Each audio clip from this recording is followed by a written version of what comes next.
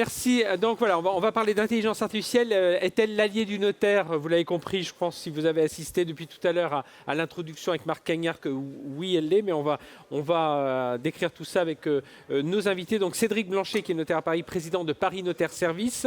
Jean-Baptiste Fantin, qui est CEO de Nukai, on va reparler dans un instant de cette entreprise. Didier Gaillon, directeur des systèmes d'information de la Chambre des notaires de Paris. Et Thierry Delesalle, notaire à Paris, président du 118e Congrès des notaires de France. Messieurs, merci d'être avec nous. Jean-Baptiste, je vais démarrer avec vous. Juste un mot très rapide sur Nukai, parce que vous êtes ici parce que vous êtes un spécialiste évidemment de l'intelligence artificielle. Votre intelligence artificielle, Nook, a réussi à battre des joueurs de bridge. Donc voilà, donc ça nous donne un peu c'était une première. Alors, dites-nous en 2 mots en quoi est-ce une performance pour une IA, puis surtout, comment vous travaillez justement autour de cette intelligence artificielle, puis peut-être nous dire, nous enlever un peu tout ce côté IA bashing, là, parce qu'on a beaucoup de gens qui disent ouais, mais l'IA, ça marche pas, on en parle, mais on investit, et puis finalement, alors qu'en fait, on l'utilise tous les jours. Oui, tout d'abord, donc Nukai, c'est effectivement une entreprise que j'ai cofondée avec Véronique Ventos, une chercheuse en intelligence artificielle, en 2018. Aujourd'hui, nous sommes 20 personnes et nous nous positionnons comme un pionnier dans cette IA de nouvelle génération. Alors ça recouvre 3 concepts. Le premier, la collaboration avec l'humain. On ne veut pas remplacer les humains, mais collaborer optimalement avec lui. La deuxième chose, c'est pour des raisons de transparence et puis également de responsabilité, avoir des approches qui ne sont pas dites boîte noire, mais white box, c'est-à-dire qui sont explicables. Et puis enfin, aujourd'hui, l'intelligence artificielle, avec son évolution, on ne peut plus se permettre d'avoir des approches qui consomment trop d'énergie ou trop de data. Donc voilà, donc ça c'est ce que nous percevons comme le futur de l'IA, et on s'est positionné sur ce créneau-là. Alors vous avez entendu parler de nous effectivement, parce que les 25 et 26 mars, d'ailleurs on s'était vu sur un plateau télé à cette occasion-là, nous avons frappé un grand coup. Nous avons invité 8 champions du monde de bridge. Alors on ne va pas rentrer dans les détails du bridge, mais c'est un jeu qui était réputé comme extrêmement compliqué pour la machine. Et donc c'était un peu une nouvelle frontière pour l'intelligence artificielle après les échecs et le jeu de Go. Et on les a invités à Paris, on les a battus les 8. Voilà. Donc c'était une performance, et on peut se permettre un petit cocorico. Jusqu'à présent, les challenges de ce type avaient été remportés par des géants de la tech américains, IBM pour les échecs, Google DeepMind pour le Go. Et ben aujourd'hui, c'est une start-up française qui réussit ça, et voilà, on peut en être fier. Alors justement, donc bravo déjà pour cet exploit. Et puis alors, justement, en quoi aujourd'hui dans cette intelligence artificielle-là, big data, smart data, c'est-à-dire une data un peu nettoyée, tout ça c'est aussi important, enfin c'est la qualité de la donnée, en plus de la qualité de l'algorithme, qui vont faire que ça va fonctionner. Alors, oui, pour répondre c'est vrai, pour répondre à votre question précédente, il faut faire un petit flashback. Il y a 5 ans, on n'entendait parler que de big data et de deep learning. C'était les gros buzzwords. Big data, pour résumer, c'était l'entonnoir dans lequel on déverse beaucoup de données et qui sort et qui trouve l'aiguille dans la meule de foin, la solution magique. Et le deep learning, c'était ce qu'on appelle des boîtes noires, des réseaux de neurones, on ne va pas rentrer dans les détails, mais qui vous rentrez beaucoup de données et qui aussi ont des performances dans un certain nombre de domaines. Bon, évidemment, le deep learning a fait ses preuves dans un certain nombre de domaines, la reconnaissance d'images par exemple, très connue, et c'est un excellent outil pour traiter les big data. Mais on s'est rendu compte avec le temps que ces méthodes, finalement, alors en anglais on dit atteignaient un mur et pouvaient régler un certain nombre de problèmes, mais pas tous, loin de là. Et surtout, ils avaient ce grand défaut qui sortait l'humain de la boucle. Et donc ça, dans un certain nombre de domaines, ce n'est pas possible. Voilà. Donc l'enjeu aujourd'hui, le panorama de l'IA a changé. On s'oriente vers des approches qui prennent plus l'humain en compte. C'est pas du tout un combat facile, c'est un combat que nous menons depuis 4 ans, depuis que nous sommes créés. À l'époque, on hurlait un petit peu dans le désert. Bon, mais pourquoi ? Parce que en fait, l'enjeu est politique. Le big data, le deep learning, etc., c'est un discours qui est porté par les GAFAM. Pourquoi ? Parce que les données, ce sont elles qui les ont. Donc elles nous disent l'IA égale data. Les datas, c'est nous qui les avons. Donc vous, gentils Européens, arrêtez d'essayer de chercher quoi que ce soit. Achetez-nous nos solutions et tout ira mieux. Voilà. Aujourd'hui, on voit que ce n'est plus le cas. Alors Didier, justement, vous connaissez bien à la fois les notaires et l'intelligence artificielle. L'état de l'art aujourd'hui, on en est où? Les notaires l'utilisent déjà sans le savoir, là, certaines... Alors, on va dire de manière assez minoritaire aujourd'hui. En fonction des contextes, on va dire que ce soit sur les LRA, dans l'aspect relation client, on peut avoir effectivement de l'intelligence artificielle qui commence à montrer le bout de son nez. On n'est pas sur des modèles à très très grande ampleur de données, parce que c'est vrai que, et je rejoins ce que vous disiez, le volume de données pour apprendre à une machine est vraiment primordial. Mais au-delà du volume, c'est la diversité aussi de la donnée qui est importante. Et je dirais que sur ce qu'on peut entendre au niveau des différentes études sur intelligence artificielle vis-à-vis de la relation client, pas de la prospection, mais on va dire peut-être affiner l'expérience client en fonction du comportement du client. Il commence à y avoir un certain nombre d'exercices là-dessus, mais je dirais qu'on manque encore de volume pour avoir des choses qui sont ultra pertinentes. Et qu'est-ce qu'il faut? Parce que ce volume, on a l'impression quand même qu'il est là, qu'on a une data plutôt... entre guillemets nettoyée, parce que les données, pas complètement, tu diras Cédric, mais qu'est-ce qu'il faudrait pour que ça puisse accélérer? Je pense qu'il faudra une démarche un peu plus globale, mais en fait, c'est directement lié aussi au volume de données. Alors, certes, il y a beaucoup de volume de données, mais je dirais que la fréquence de rencontre d'un notaire avec son client, on n'est pas en train de parler de B2C, par exemple. Et donc, le volume de données ici est quand même inférieur à ce qu'aujourd'hui, on entend parler autour de l'intelligence artificielle, qui se développe au-delà des jeux, parce que les échecs, le Go, le bridge, etc., on a fait digérer à ces machines des volumes de données ahurissants. Et en fait, on n'est pas complètement dans ce cas d'usage-là au niveau des études. Après, nous, notre initiative autour de l'intelligence artificielle, elle est plutôt basée justement, et c'est là qu'on se rejoint ensemble, sur la diversité des données et le volume de données. Le volume, c'est vraiment la constante pour avoir un modèle qui puisse être pertinent. Mais au-delà de ça, il faut une vraie diversité de données pour que le cas d'usage soit pertinent une fois que le résultat de la machine est rendu. Et sinon, on induit des biais dans la décision. Et c'est là, en fait, que l'intelligence artificielle sans l'humain est vraiment un problème. Alors justement, Cédric, comment se servir de l'IA aujourd'hui pour améliorer le métier de notaire? Alors, on parlera dans un instant du projet Victoria, mais déjà, dans un regard un peu plus d'ensemble.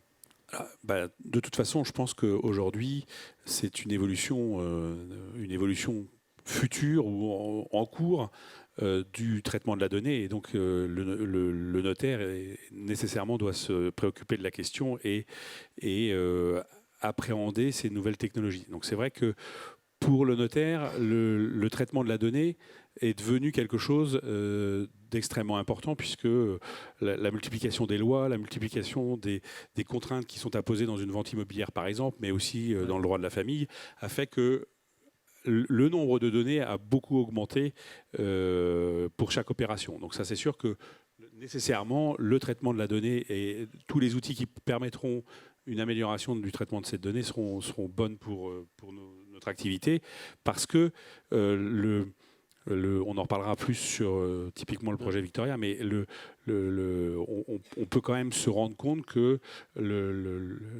la gestion de la donnée est quelque chose qui n'a pas forcément beaucoup de valeur ajoutée. Donc c'est vrai que si on peut se débarrasser de cette gestion-là pour se concentrer sur la tâche de la valeur ajoutée, qui est éventuellement de l'analyse ou en tout cas de l'explication au client et de la relation client, je pense que le notariat sera beaucoup plus efficace vis-à-vis de ses clients. C'est ça, Thierry, justement, c'est ça. C'est en quoi l'IA va apporter, va vous faire gagner du temps, quoi, tout simplement, et puis être justement dégagé de certaines tâches, parce que c'est l'IA qui va les faire, et du coup, apporter davantage de conseils.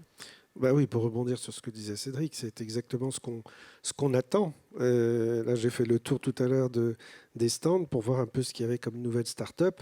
Je suis encore un peu déçu. Moi, j'aimerais bien que ça avance plus vite. On est archi demandeur de cette intelligence artificielle qui, à mon avis, en fait, c'est un syndrome dans la profession, c'est qu'on a toujours manqué de temps. Et aujourd'hui, depuis 50 ans, on court après le temps. On a aidé à reconstruire la France. On a été bouffé par la matière immobilière. Et on en a un peu perdu nos origines, qui étaient de donner du conseil, et du conseil sur mesure. Donc on continue à donner du conseil, bien sûr. D'ailleurs, on le donne. C'est un lapsus, mais parce qu'il était gratuit. Aujourd'hui, on peut le faire payer, le conseil. Donc il y a quand même un changement de paradigme. Mais l'idée, c'est que, et c'est tout le sens du congrès de la semaine prochaine, c'est à Marseille, faut le à rappeler, Marseille, ouais. voilà, c'est que les confrères développent davantage le conseil sur mesure, mais grâce au temps qu'ils vont pouvoir retrouver, parce que s'ils n'ont pas plus de temps qu'aujourd'hui, ça ne va pas marcher. D'accord, C'est ça donc l'idée. c'est tout ce qui manque aujourd'hui. Alors justement, Cédric, on va rentrer un peu plus en détail, parce qu'à travers toutes vos fonctions, vous avez participé à la mise en place de nombreux outils numériques, et notamment le déploiement de cet outil d'intelligence artificielle. Alors Victor IA, voilà, Victor IA, mais le IA pour intelligence artificielle, pour classer la documentation. C'est un projet qui a quelques années, puis voilà, qui a évidemment, il y a des moments ça accélère, il y a le Covid au milieu de tout ça, mais enfin voilà, qui est en train de passer en mode industriel. Alors, racontez-nous un peu en quoi ça consiste ce projet. Alors, l'idée de départ de ce projet, c'est que, notamment dans le secteur tertiaire, nous utilisons une quantité très importante de données qui sont mis en ligne dans ce qu'on appelle les espaces partagés, qu'on appelle classiquement des data rooms. Et on a un nombre de données considérable. Et l'idée de départ, c'était d'adjoindre à notre outil de data room un outil qui permettrait de classer ces données sans que ça soit trop rébarbatif pour le collaborateur qui s'en occupe, parce que c'est vrai que c'est une tâche qui n'a pas beaucoup d'intérêt. De mettre le permis de construire dans l'onglet permis de construire, c'est quelque chose qui n'a pas beaucoup de valeur ajoutée. Et donc l'idée de départ, c'était effectivement c'est de faire ce classement de façon automatique grâce à l'intelligence artificielle. C'est vrai que c'est un projet qui a nécessité, et ça on le savait, la collecte de beaucoup de données, puisque l'apprentissage de la machine nécessite beaucoup de données. Et la difficulté qu'on a rencontrée, et c'est vrai que dans la période Covid, ça a eu un phénomène accélérateur, c'est qu'on a on a constaté qu'il y avait énormément de données, de types de documents différents, et ce qui nécessitait, pour que ça soit performant, d'avoir un apprentissage avec beaucoup de données sur chaque type de document, et ce qui a pris beaucoup plus de temps que ce qu'on avait prévu au départ. Et puis c'est vrai que du coup, on a augmenté la liste des documents qui pouvaient être archivés, classés par l'IA, et du coup c'est vrai que ça a pris un peu de retard par rapport à la qualification des données et à l'apprentissage de la machine par rapport à la gestion de ces données, parce que la machine, même si elle est intelligente, ne sait pas encore reconnaître un permis de construire si on ne lui dit pas ce que c'est qu'un permis de construire. Oui, c'est ça. Voilà. Et déjà, il y a 20 ans, au congrès de Deauville, on avait fait une checklist, je ne sais pas si tu te souviens, dans une vente d'immeubles, on avait checké toutes les... Et en fait, pour une vente banale, et on avait checké une liste, il y avait 150 pièces. Mais ça, c'était il y a 20 ans, 2003. L'énergétique, pour vous donner une petite idée. le risque, et puis surtout sur des actifs un peu importants. Alors c'est vrai que après, une fois qu'on aura fait ça sur les actifs importants, on pourra le décliner sur des actifs qui seront moins importants. Mais sur les actifs importants, on peut être avec des milliers et des milliers de données, parce qu'il va y avoir tout ce qui concerne le fonctionnement de l'immeuble. Il peut y avoir beaucoup de données. Mais ça nécessite cet apprentissage, et c'est vrai que on est en cours de finalisation de cet apprentissage, et ça va nous permettre de pouvoir livrer dans le courant de l'année 2023 cet outil qui permettra de nous simplifier considérablement la vie et de nous dégager surtout de ces tâches à faible valeur ajoutée. C'est ça, très concrètement, il y a deux phases majeures, c'est ça ? Et effectivement, après, l'étape suivante, ça sera de pouvoir, dans cette masse de données, rechercher de façon très très pertinente des types d'informations qui sont dans ces documents. Parce qu'aujourd'hui, pour trouver une information, il faut ouvrir le document et aller voir dans les documents s'il y a cette information. Et donc, on fera travailler l'intelligence artificielle pour qu'elle puisse scanner l'ensemble des données pour trouver l'information de façon pertinente, plus rapide que l'humain. Il y a certains qu'il ne faille pas aller faire une double vérification derrière pour voir que tout ça est bien arrivé. Didier, à travers ce projet, on voit comment l'IA, on a une petite idée de la documentation, on comprend tout de suite pour tous ceux qui, comme moi, simple citoyen, j'ai eu affaire aussi à notaire, à voir cet ensemble de documents qu'il faut, et je me doute bien que ça va permettre d'aider et d'accompagner le notaire. C'est quel pan du métier de notaire qui sont concernés ?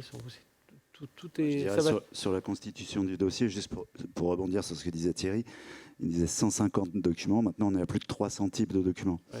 Donc on travaille sur ce macro-dictionnaire-là en ce moment.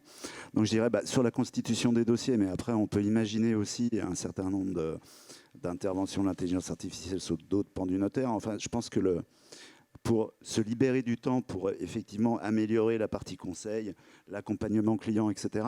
Je pense que ce qu'on entendait il y a quelques années, on n'entendait pas encore parler d'intelligence artificielle, mais il y avait une grande mode sur le RPA. Donc, qui n'était pas forcément de l'intelligence artificielle, qui était identifier un processus métier à travers toutes ces étapes et définir quels étaient les entrants, les sortants, et finalement, avec un petit moteur de règles qui est une technologie d'il y a 50-60 ans et mathématiquement qui a dû être modélisé il y a 120 ans, en fait, c'était plutôt de se dire, voilà, comment je peux faire gagner du temps.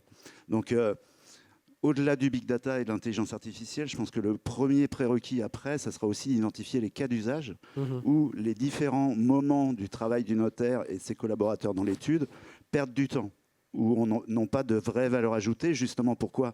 Non pas pour se dire on va virer des gens, pour parler trivialement, mais pour dire comment on va pouvoir mieux accompagner, faire notre métier et notre cœur de métier. Donc je dirais l'enjeu, il est là pour nous. Donc il y a des travaux d'identification là-dessus. Mais je pense que définir l'objectif avant de définir les outils, c'est sûrement la bonne approche. Ça, c'est quelque chose que vous ressentez dans les études, cette appréhension par rapport à l'intelligence artificielle ou avec vos confrères, voire même d'autres professions juridiques, de se dire ça, ouais, mais ça va remplacer l'homme, ça va. Ouais, je crois qu'il y a tout changement de technologie, exactement, à son lot de crainte.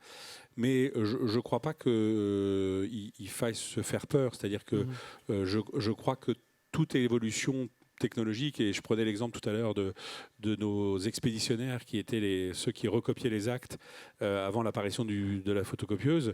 La profession a évolué, nos collaborateurs ont été formés à d'autres métiers et on a continué à avoir des collaborateurs et à faire des copies d'actes, même si c'était plus quelqu'un qui les recopiait. Donc, si vous voulez, je crois pas que de toute façon, je ne crois pas que dans nos métiers, la machine remplacera 100% du processus, parce que on a quelque chose que je crois foncièrement qui ne pourra pas forcément être fait par l'intelligence artificielle, ou en tout cas ça arrivera peut-être un jour, mais en tout cas, c'est que il y a une partie de notre métier qui est une relation humaine, qui est une relation avec un client pour lui donner un conseil par rapport à des problématiques qui sont très spécifiques. Et alors, même si de temps en temps c'est les mêmes problématiques, mais qui ne sont pas standardisées, parce qu'il y a toujours un élément de la famille, un élément de la vie du client qui fait qu'il y a des arbitrages qui sont à faire et qui seront très difficiles à arbitrer par l'intelligence artificielle. Donc c'est plus des enjeux d'information, de sensibilisation. Oui, mais aussi de conseils, c'est-à-dire d'apporter la réponse, la bonne réponse à la problématique du client, indépendamment des documents dont on a besoin. C'est-à-dire que c'est dans une vente immobilière, il faut qu'on ait le DPE, qu'on ait le diagnostic amiante, il faut qu'on ait un certain nombre de choses, mais il faut aussi que le client ait choisi la façon dont il allait l'acheter, avec son épouse, sans son épouse, avec ses enfants, sans ses enfants, avec telle ou telle problématique économique, son financement, et tout ça. Et ça, c'est vrai que plus on dégagera de temps par rapport à ça, plus on aura une satisfaction client qui s'améliorera. Ça veut dire, Thierry Delessal, qu'au sein des études, il faut revoir aussi la formation, même si c'est revenir beaucoup en arrière, c'est pour revoir la formation du notaire, de ses collaborateurs, voilà, parce que c'est, on le disait, à une époque, il n'y avait pas la photocopie, ceux qui écrivaient, il a fallu leur trouver de nouvelles fonctions. Je crois, oui, de toute façon. Anticiper tout ça. C'est vrai que ça fait des années et des années qu'aujourd'hui, même les études sont organisées pour faire des actes. Les collaborateurs sont formés pour faire des actes et tous nos logiciels sont recentrés sur la fabrication de l'acte. Il faut quand même réaliser qu'on est passé dans les années 50 à 2 millions d'actes. Aujourd'hui, on en est à 5 millions. Au niveau national. Donc c'est quelquefois de la production quasi industrielle dans certaines études. Et avec des actes qui faisaient 10-12 pages dans les années 50 et qui en font 800 ou 900 aujourd'hui. Absolument. Donc en fait, oui, c'est tout un virage que la profession doit prendre. C'est de réorienter les formations, c'est-à-dire que les jeunes doivent être formés aujourd'hui beaucoup plus au conseil et à l'approche client qu'à la production de l'acte. Alors vous me direz, c'est vrai qu'aujourd'hui, qu'est-ce qui nous fait vivre? C'est l'acte. Et donc il y a aussi un changement de paradigme et d'équilibre financier dans nos études, c'est d'avoir du chiffre d'affaires qui correspond à l'acte, mais le conseil amène à l'acte aussi souvent, et de se faire rémunérer également le conseil. Donc moi j'attends avec impatience des SS2I qui nous accompagnent aussi dans la rédaction de tout ce qui est conseil avec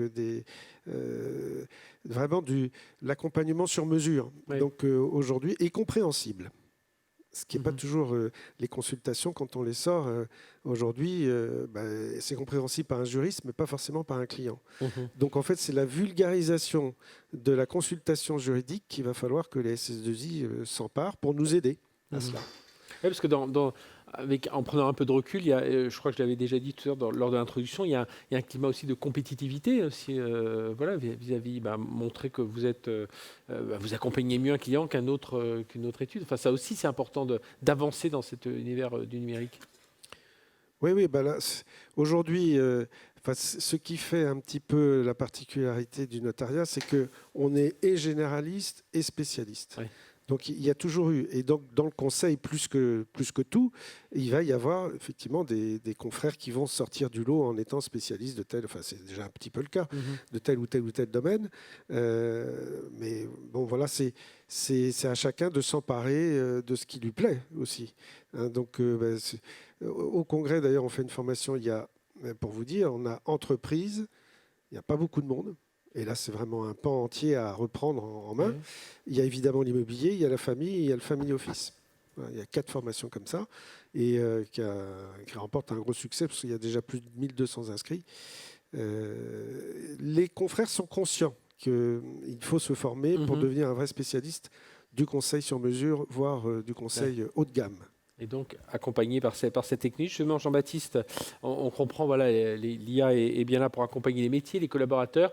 Mais justement, on parle beaucoup, peut-être nous donner votre regard d'expert sur, on parle beaucoup de machine learning, de gestion des connaissances, nous dire un peu un mot, comment tout ça est en train d'évoluer aussi. Oui, il y a eu cette grande illusion qu'on pouvait s'abstraire de l'humain et de l'expertise humaine. C'est-à-dire que la machine pouvait tout retrouver à partir des données.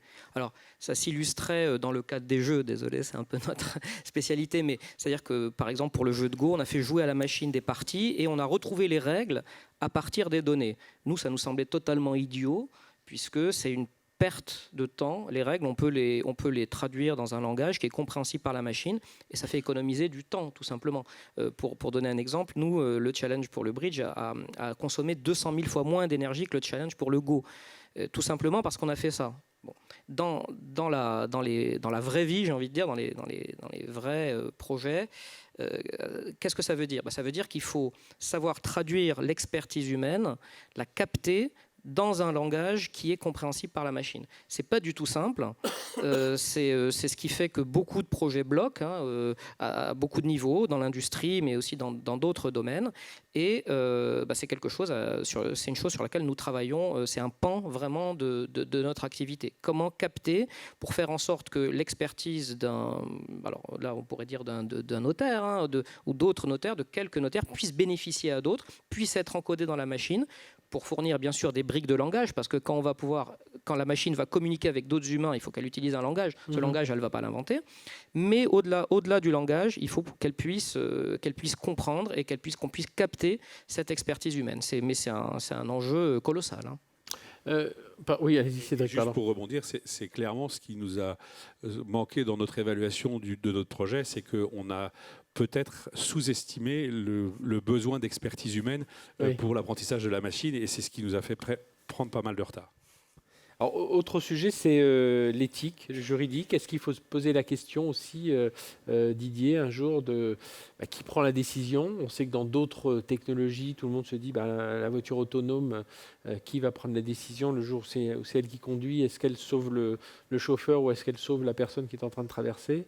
Et là, justement, dans ces décisions, est-ce qu'il n'y a pas un risque parfois que le notaire, parce que la machine, elle va apprendre vite, parce qu'elle valide des décisions auxquelles le notaire n'aura pas accès ? Alors, je pense que d'un point de vue général, sur tout ce qui est profession juridique, mais je dirais particulièrement pour les notaires, moi, je ne vois pas trop le risque. Pourquoi ? Parce qu'en fait, beaucoup de gens dans le grand public, et même quand on se pose les questions, ils font l'amalgame avec le jeu. Que ce soit le Go, le jeu d'échecs, sans parler mathématiques, mais on est vraiment dans un espace fini. Donc on connaît les règles du jeu. Je pourrais faire un parallèle.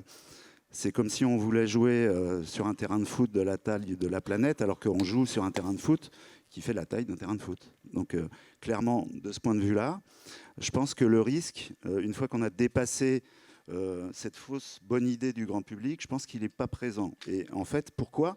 Parce que, comme disait Cédric tout à l'heure ou Thierry, la grande force aussi, c'est d'avoir une activité qui est une activité de conseil où on est aussi sur de la perception d'émotions dans sa relation avec le client pour le conseiller au mieux.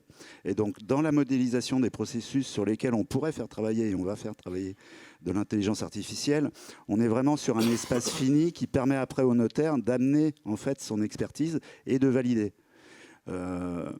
On n'est pas en train de parler de détecter une panne d'une ampoule qui va s'allumer ou qui ne va pas s'allumer, comme on entend aussi maintenance prédictive dans tout ce qui est intelligence artificielle. On est vraiment dans de l'humain sur la base d'éléments factuels qui, pour qu'ils puissent être traités, compris par le notaire, lui font perdre du temps. Donc c'est là en fait qu'on va amener de la plus-value. Et la partie en fait décision humaine, je pense qu'elle appartiendra toujours, en tout cas c'est comme ça qu'on le conçoit, elle appartiendra toujours à l'humain de ce point de vue-là. Après, c'est vrai que sur d'autres domaines, on peut imaginer effectivement qu'une machine puisse avoir jusqu'à un pouvoir de décision. Mais je prendrais l'actualité très récente. En Chine, il y a une grosse société qui vient de nommer un robot qui est PDG. Voilà, dirigé par de l'intelligence artificielle, et finalement, ils l'ont nommé PDG. C'est une société cotée en Chine qui fait plusieurs milliards d'euros de chiffre d'affaires. Bon, ils ne sont pas dupes non plus. C'est un coup de com' parce que derrière, il y a un dirigeant exécutif qui finalement prendra les décisions. Donc je dirais il faut vraiment faire la part des choses entre ce qui est capable de faire la technologie, elle est capable de faire énormément de choses, à condition qu'on la programme correctement et qu'on lui donne les bonnes données. Mais au-delà de ça, je dirais qu'il y a un certain nombre de domaines dans lesquels on n'a pas une vraie volonté de mettre une machine pour tout décider. En clair, je ne sais pas si Thierry ou Cédric, le notaire va rester le tiers de confiance et puis l'IA va l'accompagner, quoi. Enfin, voilà, si je résume un peu, c'est... Moi, je crois que c'est un outil. L'idée, c'est que ça soit un outil. Mais que ça soit un outil au service du notaire, mais surtout au service de son client. C'est ça l'idée. Ouais, moi je crois, enfin c'est vrai qu'on parle toujours d'intelligence artificielle, moi je crois beaucoup plus à l'intelligence augmentée. Ouais. Parce que voilà, vous parliez de... Qui devrait être le terme plus juste. Je pense, et on garderait l'acronyme, mais arrêtons de parler d'intelligence artificielle, surtout dans le notariat. C'est vrai que dans certains types d'actes, comme les VFA ou autres, les ventes en état futur d'achèvement, là l'intelligence augmentée va être très bien.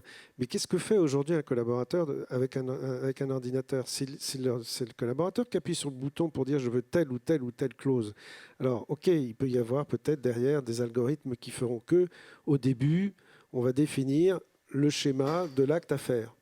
Mais qui va faire ce schéma ? C'est quand même le collaborateur ou le notaire qui aura rencontré le client et qui va mettre en adéquation ses besoins pour faire un acte derrière. Donc moi, je crois que ça va nous faire gagner du temps. Hein. C'est un peu comme une machine à écrire, mais ça ne va pas supprimer. Je ne crois pas qu'on ait à avoir peur de ça. Moi, j'ai un neveu qui travaille dans l'intelligence augmentée, je ne sais pas, en tout cas dans le 3D à Singapour, et il fait beaucoup de dessins, beaucoup d'univers métaverse. Il me disait que mon métier allait disparaître, mais je n'y crois pas une seule seconde, parce qu'il y a ce facteur humain, ce facteur psychologique qui fait que la machine est incapable de pouvoir percevoir les émotions des gens quand ils divorcent, quand il y a une succession, ou même quand ils achètent un bien. Donc là, l'humain restera toujours là. Ça, j'y crois dur comme fer. Une autre illustration, là-dessus, c'est on entend parler de natural language processing. Je ne prends pas d'accent anglais exprès, mais en fait, pour revenir à l'actualité, je dirais, on est vraiment sur une langue française qui est pleine de nuances aussi, et Dieu sait que dans le juridique, c'est ultra important.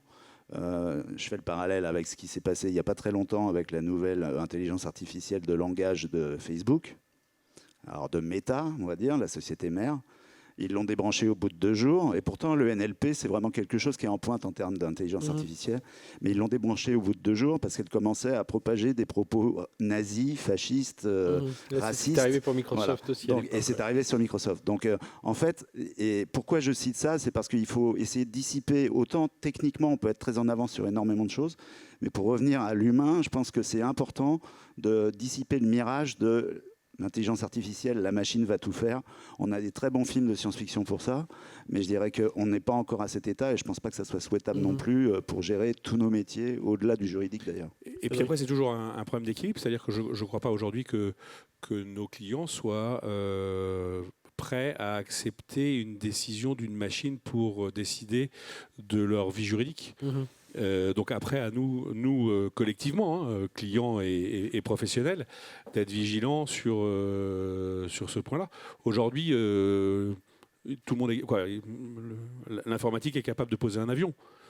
Est-ce que vous avez envie de monter un avion sans pilote? Moi pas, mais c'est peut-être juste très psychologique. Mais encore faut-il peut-être aussi, entre guillemets, mettre les barrières là où il faudra que l'intelligence s'arrête, l'intelligence augmentée, artificielle, s'arrête par rapport à la décision humaine. Justement, c'est ce qu'on dit. Le jour où toutes les voitures seront autonomes, il n'y aura plus d'accidents. Mais enfin bon, on n'y est pas encore. Jean-Baptiste, vous, plutôt que d'éthique, vous préférez parler de confiance, justement? Alors, je voudrais juste réagir à ce que disait Thierry sur l'intelligence augmentée. Moi, j'aime bien parler d'intelligence agrégée entre l'intelligence de la machine et celle de l'humain. C'est le même acronyme. Ça marche exactement. En anglais aussi, d'ailleurs. Et pourquoi? Parce qu'en fait, on pense toujours à l'humain qui doit interroger la machine quand il a besoin d'une information que la machine peut traiter plus rapidement. Mais on ne pense pas à l'autre sens qui va arriver, qui est la machine qui doit chercher et qui peut interroger l'humain à un certain moment pour dire « Attendez, là j'ai le choix entre je propose 2 solutions quasiment optimales. Toi, humain, peut-être que tu vas m'aider à décider entre les 2. » Donc ça, c'est quelque chose qui arrive et que nous, on essaye de développer et qui est vraiment qui est l'avenir. Donc c'est vraiment une intelligence agrégée avec des allers-retours parce que finalement, l'humain... Je suis assez d'accord avec ce qui se dit ici, c'est-à-dire que dans certains domaines, il sera toujours meilleur que la machine pour un certain nombre de tâches. La machine va progresser, bien sûr, mais donc ce partage des tâches doit se faire dans un aller-retour et non pas seulement dans la machine dans l'humain qui appuie sur le bouton pour interroger la machine. Donc ça c'est la première chose. Alors, vous parlez, Frédéric, de l'éthique. Effectivement, je suis un peu réticent parce que c'est un débat un peu flou souvent. L'éthique, c'est aussi devenu un buzzword. C'est aussi devenu un moyen d'empêcher les gens de faire des algorithmes au niveau européen, enfin de créer de la norme européenne. Donc ça, on est des champions. Donc voilà. Donc le moins de prétexte est bon. C'est vrai que je préfère parler de confiance parce que c'est un concept qui me semble plus opérationnel. Et qui dépend des domaines. Parce que si je dois vous recommander une paire de chaussures, avoir confiance dans ce que la recommandation de la machine, c'est pas forcément très important. En revanche, vous parliez du véhicule autonome, mais bien sûr, on pense aux traitements médicaux, on pense au domaine de la défense. Là, on ne peut pas se permettre d'avoir le moindre déficit de confiance dans ce que propose la machine. Alors, il y a plein de façons de construire cette confiance.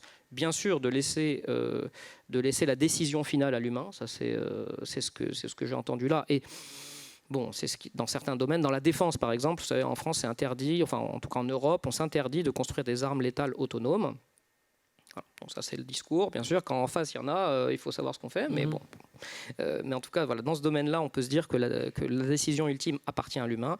Dans le domaine médical, on peut se dire qu'évidemment, c'est l'humain qui va décider. Finalement, c'est le médecin qui va quand même décider si on prend le traitement A ou le traitement B à partir de recommandations de la machine. Et là, on revient à la question de l'explicabilité, c'est-à-dire que si la machine est incapable d'expliquer pourquoi elle a pris le traitement, elle préconise le traitement A ou le traitement B, et bien finalement, l'humain ne pourra évidemment pas s'appuyer sur cette décision pour des raisons de responsabilité. Et puis, voilà.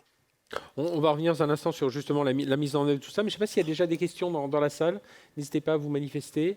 Voilà, je regarde bien pour bien faire le... Oui, pour rebondir un petit peu, c'est vrai que c'est l'un des rôles qui est un petit peu ignoré par les Français.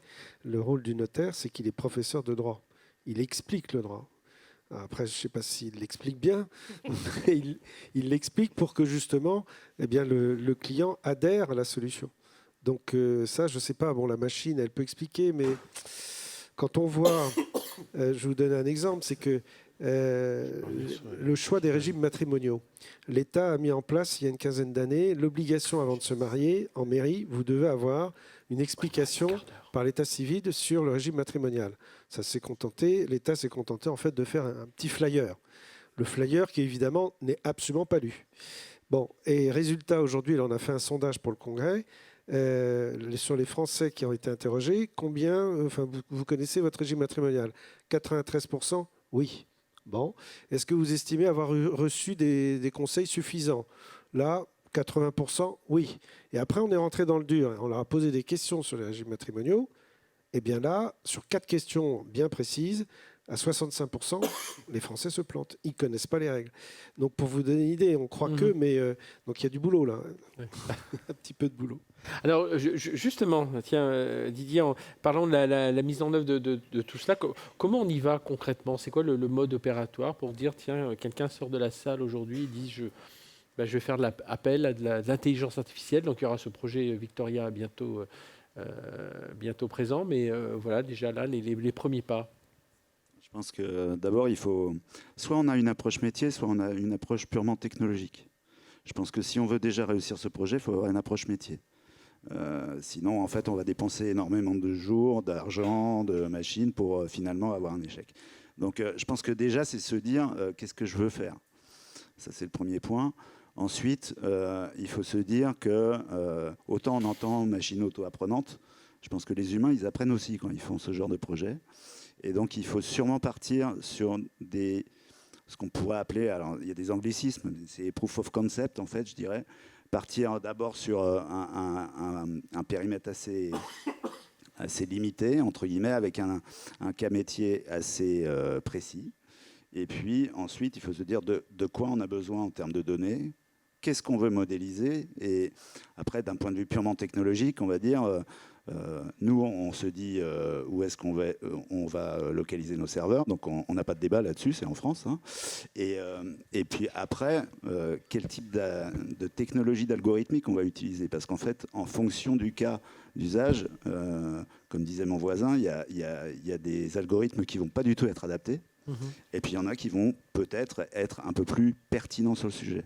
Donc je dirais vraiment, c'est s'entourer à la fois du métier et de spécialistes technologiques du domaine pour se dire voilà où est-ce que je veux aller et quels sont les moyens technologiques que je vais devoir et parfois vouloir utiliser. Donc ça, c'est le premier. Thierry, oui. J'ai envie d'ajouter qu'il faut aussi les moyens financiers et surtout une persistance dans la volonté d'eux. Je vais vous donner un exemple. Après le congrès de Deauville, on avait imaginé de faire au Conseil supérieur du notariat le D2I. Qu'est-ce que c'est que cette petite bête? C'est le dossier informatique de l'immeuble. Pourquoi? Parce qu'on s'était rendu compte qu'on donnait beaucoup de renseignements, mais en réalité, ce qui intéressait l'acquéreur, c'était souvent, exactement comme j'achète une voiture, une machine à laver, c'était le mode d'emploi de l'immeuble. Et donc de savoir que, OK, les vis cachées, tout ça, c'est très bien, c'est très joli, mais il voulait avoir ça. Donc on s'était dit, on va mettre en place petit à petit toutes les données que nous, on a, permis de construire, tout ce qui est diagnostic petit à petit qui se sont développés, dans un dossier informatique de l'immeuble. Évidemment, toutes les statistiques immobilières de vente sur ce même immeuble, etc., etc., etc. Et en fait, en réalité, le Conseil supérieur s'est emparé du sujet, on les a convaincus, mais à chaque fois qu'il y avait un nouveau président qui change tous les 2 ans, c'était on continue, on continue pas, on continue, on continue pas. Et en fait, ça a fini par capoter au bout de 10-15 ans. Et pourtant, on en a fait des développements. Et on a été vraiment... on était bien avancé. C'était un beau projet. Voilà. Aujourd'hui, à la poubelle. Pour rebondir aussi là-dessus, je reviens sur le cas d'usage parce que pour moi, c'est vraiment important. C'est-à-dire qu'en fonction de ce qu'on va vouloir modéliser en termes d'intelligence artificielle, il y a, à mon sens, la nature même du projet va en fait devoir évoluer au fur et à mesure du temps. Et je dirais sur une grande majorité des projets d'intelligence artificielle, la donnée, même s'il y a une intervention humaine, a une vraie importance dans son évolution. Vous allez modéliser et entraîner une intelligence artificielle en 2022 sur une base de données, alors une base plus loin de données. En fait, la vérité du terrain peut évoluer. Et en fait, vous vous retrouvez avec votre intelligence artificielle qui était pertinente en 2023 et qui devient complètement pas pertinente en 2024. Pourquoi ? Parce que le contexte externe a évolué. Et par contre, avec les technologies d'auto-apprentissage, de deep learning et d'autres, on peut, si on continue à nourrir le modèle, faire évoluer en fait le modèle de décision de l'intelligence artificielle. Et c'est donc, pour répondre à votre question dans une deuxième partie, un projet, c'est pas de cette nature, on le démarre et on doit continuer à le cultiver, à l'entretenir avec le temps, parce que sinon, on va induire des biais qui font que finalement, ce projet sera un échec. Donc c'est vraiment à prendre conscience. Alors, on revient sur les moyens aussi, évidemment, mais ça veut dire que les équipes, à la fois métiers, techniques, doivent toujours continuer d'alimenter ce projet. Donc c'est une belle aventure en tant que telle, et il faut avoir conscience de ça lorsqu'on veut vraiment le démarrer et aboutir à un succès. Et pour compléter, il faut rajouter qu'il faut des ressources humaines, parce qu'il faut apprendre à la machine, il faut beaucoup de données. Et c'est vrai que ça paraît évident, mais on se rend compte que typiquement sur certains types de documents, on n'a pas tant de données que ça pour pouvoir apprendre à la machine. Vous disiez tout à l'heure, quand vous avez sur les ce petit signe, on n'a pas des données forcément propres. Exactement. C'est exactement ça qui permettent d'avoir un volume suffisamment important pour que la machine ne se trompe pas. Pour compléter ce qui a été dit, je dirais qu'effectivement, et c'est une critique justifiée qui est faite à l'intelligence artificielle, c'est sa difficulté à sortir de l'exemple jouet. Pour s'industrialiser. C'est un problème classique parce qu'en fait les technologies d'IA sont variées, sont complexes. Sortir du labo, entre guillemets, pour apporter une vraie valeur, il y a à mon avis, à peu près 95% des projets qui se cassent la figure de ce point de vue-là. Donc c'est très important, comme disait Didier, de choisir le cas d'usage où il va y avoir un vrai apport de valeur sans que ça mobilise trop d'équipes pour des voilà, il faut que le rapport entre la valeur et la valeur apportée et la mobilisation soit quand même intéressant pour la structure. Il faut penser la structuration des données en fonction de ce qu'on veut obtenir de ces premiers cas d'usage, avoir une vision quand même un petit peu générale, parce qu'on voit beaucoup de projets capoter parce que des structures payent très cher pour avoir un data lake que finalement elles regardent dans le blanc des yeux mais qu'elles ne savent plus trop comment exploiter, puisque elles ont juste fait un data lake parce que c'était à la mode. Mais donc ça, c'est quelque chose qu'il faut anticiper. Je peux partager pour notre expérience, parce que moi j'ai eu à cœur toujours bien sûr le bridge, c'était un démonstrateur, mais très tôt dans l'entreprise de montrer notre capacité à délivrer de la valeur sur des projets concrets. Et donc la première verticale à laquelle nous sommes adressés, c'est le domaine de l'aéronautique, où nous étions très fiers d'un cas d'usage que nous avions identifié. On est allé voir la compagnie aérienne, on leur a dit voilà, on a identifié ça, on peut faire ça. Ils nous ont dit oui, ça n'a strictement aucun intérêt business, il n'y a aucun impact, c'est un problème qui n'est pas important pour nous. Bon. Mais par contre, on a tel sujet qui nous, c'est un caillou dans notre chaussure. Et aujourd'hui, c'est quelque chose c'est le domaine dans lequel on est le plus développé. Aujourd'hui, on apporte vraiment de la valeur dans ce domaine-là. On fait économiser beaucoup d'argent à ces compagnies. Donc, c'est très important. On peut pas partir. Ça peut pas être des boîtes d'IA qui proposent le cas d'usage. Moi, je suis pas un spécialiste de l'aéronautique, du notariat, de la médecine, etc. C'est toujours le problème. C'est toujours un problème métier. Et là, mais la difficulté, c'est que là, il faut être un peu agnostique des méthodes d'IA. On s'en fout que ce soit du deep learning, de l'ontologie, etc. Le système expert, et puis ça peut être même pas de l'IA, ça peut être d'autres méthodes. Souvent, on confond l'IA et l'automatisation, mais l'automatisation, elle apporte aussi de la valeur. Donc voilà, il faut être agnostique de ça. Ce qui est important, c'est répondre aux besoins métiers, c'est tout. Oui, en fait, il faut une finalité. Et puis, au départ, il faut des données nettoyées, propres, voilà, de qualité. Et à la fin, il faut Et s'il n'y a pas beaucoup de données, il faut se débrouiller avec ce qu'on a. Ouais. On va pas en créer, enfin on peut en créer, on peut en générer, mais bon voilà, on peut se débrouiller avec ce qu'on a. Par exemple, je prends un exemple qui est le cas des maladies rares. Quand on a des maladies rares, on n'aura jamais des milliers de données, puisque il faut bien faire quelque chose, il faut bien aider les médecins. Donc dans ces cas-là, on choisit des méthodes adaptées. Voilà. Est-ce qu'il y a une ou deux questions pour notre panel sur l'intelligence artificielle? Mais si on n'a pas, je vous propose qu'on... Ah, monsieur. Voilà, au milieu.